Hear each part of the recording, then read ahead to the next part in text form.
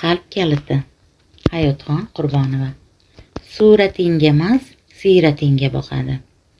Hayot odamning yaratilish mohiyati to'g'risida bir o'spirin bilan suhbatlashib qoldik. Mahmudjon Qur'ondan, hadislardan xabardor. O'zini taqvodor sanar, shariat hukmlari asosida yasharkan.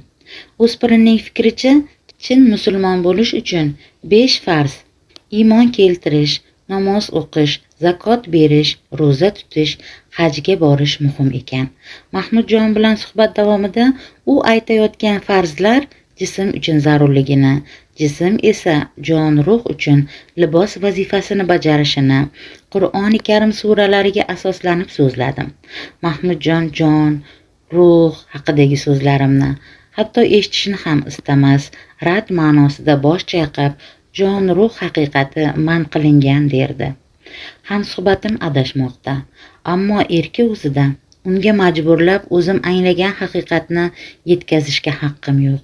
Shu bois ham gapni boshqa o'zanga burdim. Mahmudjon, mashinangiz bormi? Ha, Tiko bor. 2 oy bo'ldi, dadam sovg'a qildilar, dedi u. Mashinangizga o'zingiz qaraysizmi? Ha, axir mashina meniki bo'lgach o'zim minib, o'zim qarayman-da. Mashinangizga benzin quyasizmi? Mahmudjon menga ajablanib qaradi. Opa, benzin quymasa mashina yurmaydi-ku. Ha, benzin mashinaning ovqati. Haydovchi, ya'ni sizning ovqatingiz ham benzin bo'lishi mumkinmi? Opa, qiziq ekansiz-ku. Qanaqasiga mashina temirni ovqati, odamga taom bo'lishi mumkin? Bolajon, mana ko'rdingizmi? Mashina va haydovchi haqiqatini yaxshi bilar ekansiz. Buni katta bo'la turib men bilmaganimdan achchiqlandingiz. Mashinangiz emas, uning ichidagi haydovchisi siz muhimligingiz. Har ikkisining ovqati har xilligini o'zingiz tasdiqladingiz. Endi o'ylang-a, tanangiz yegan ovqatdan jon ruhingizga naf yo'q. Chunki jon ruhning taomi butunlay boshqa. Nafas, poklik, mehr, ezgulik jon ruhning ovqati hisoblanadi, bolajon. Siz Alloh bilishni taqiqlagan deya inkor etayotganingiz haqiqatning sodda mohiyati ana shundan iborat. Buni Alloh taqiqlamagan, aksincha tasdiqlagan.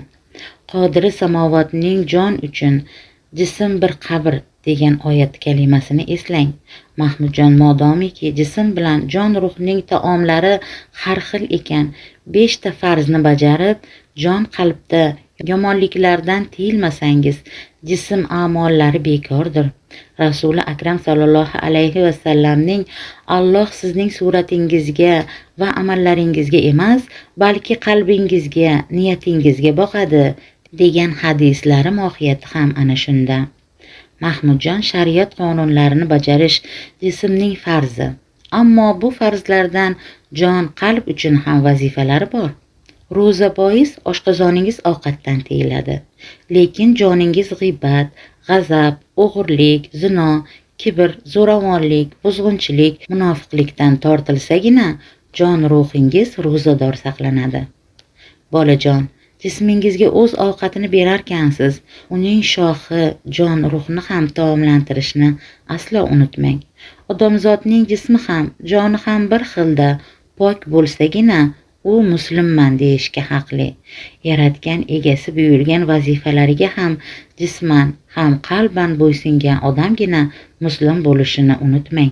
Taqvo yo'lidagi shu bolajonni har bir bandani jon taqvosi yo'liga olib chiqqin, Allohim deya tilab qolaman. Marhabo, Sobijonimni.